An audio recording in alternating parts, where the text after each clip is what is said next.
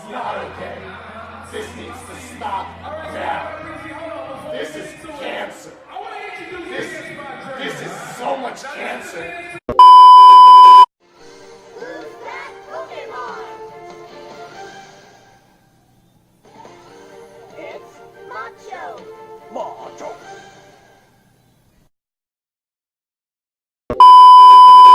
You can't fuck with Red Glove on his worst day. How about that? I ain't really changed, it's the same old rebel, still a radical. I'm passionate, it's just another level. AT told me I should fight back, they don't like that. Just know if you rock the boat, you better have a life rap. BJ told me I should fight back, they don't like that. Just know if you rock the boat, you better have a life rap. What up, everybody on the YouTube? Big shout out to the UGC, hashtag Combat the Boxing, and the NBBC. When y'all get a chance, please go to the description box of this video. I put the links to all my brothers there. Please give them a listen, and if you feel compelled to do so, please subscribe. Let me go ahead and get into a couple different topics here. As of late, there's been two things that have really disappointed me when it comes to the boxing community on YouTube as a whole.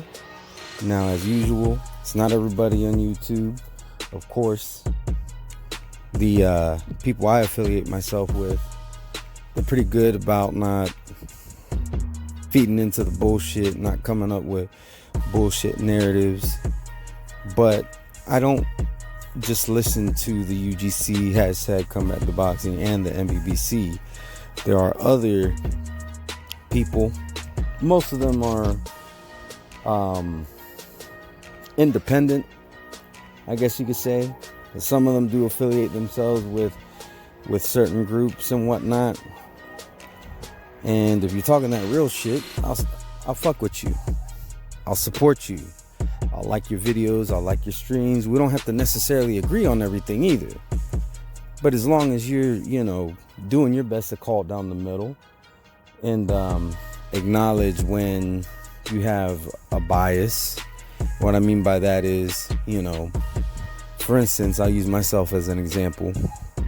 When I talk about certain situations involving one of my favorite fighters, back in the day when all this stuff was going on between Triple G and Canelo, before they ever fought for the very first time, I let people know, all right, this is my take on this situation. By the way, I'm a Triple G fan. That way you understand what kind of point of view you're getting from me. All right. That being said, there's a couple things that I saw within the past week that have really disappointed me. It's not really people that I fuck with that have exhibited these behaviors. It's some other people. Let me go ahead and get into the first one. Now, on that Andre Keeler card, and I actually have some thoughts about that card overall myself, which I'm going to do in a separate video. But one thing that happened is, the Zone on their ring, they put, a little tribute to Kobe Bryant and his daughter on the ring.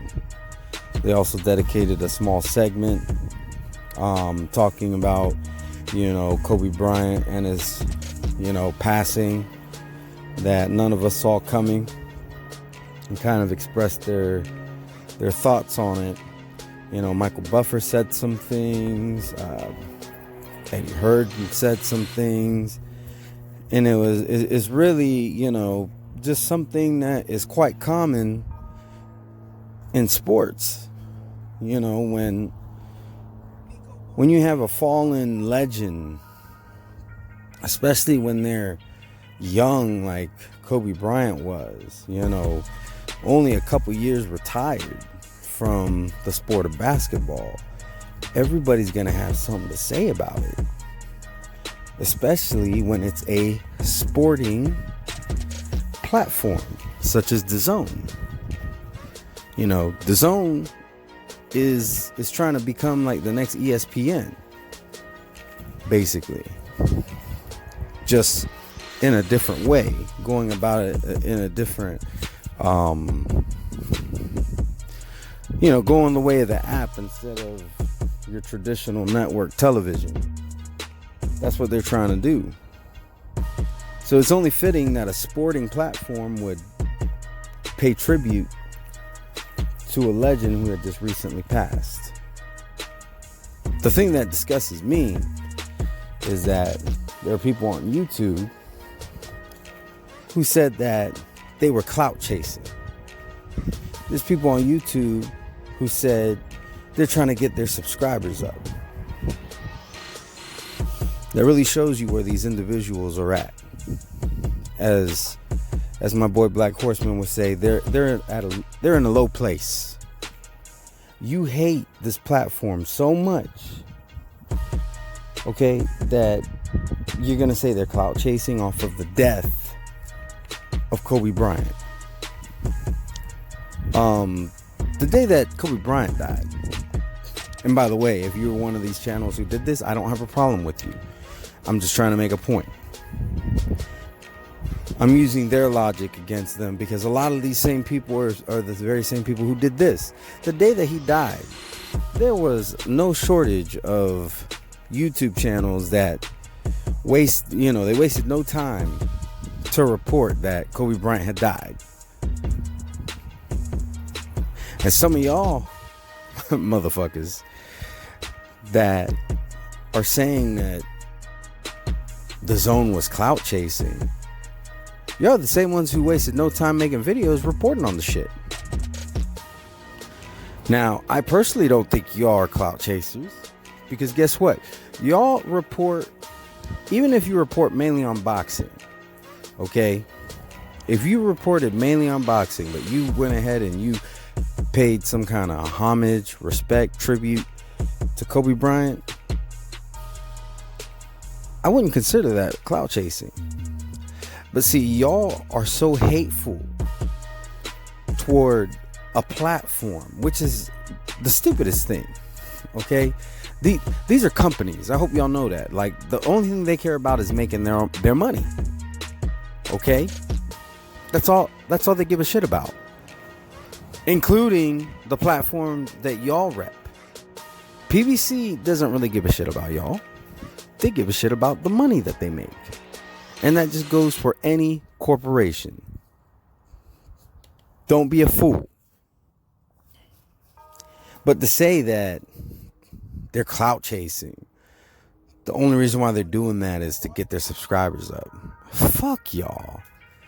Okay, that is bullshit, and you know it. Y'all hate the Zone so much because they're competition to the PBC, who don't give y'all no money. And, if PBC were to do the same thing, y'all would say, oh, they're much respect, paying respect to a legend. But then somebody else does it and they're clout chasing. Fuck that bullshit. That being said, I think I've said enough on that subject. Now let me go ahead and get to the second subject that a lot of people have really disappointed me on.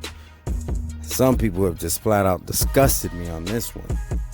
And that is the whole thing with Javonte Tank Davis choking his baby mama and dragging her ass out of that basketball game.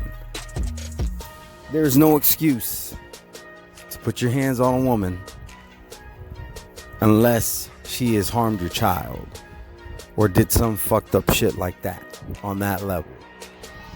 You know, if you come home and your baby mama has, beat your kid to a bloody pulp, then yeah, she deserves her ass kicked. But they're at a basketball game. I don't give a shit what she said. There's nothing that she could have said or done in that setting that would have called for what Javonte Tank Davis did.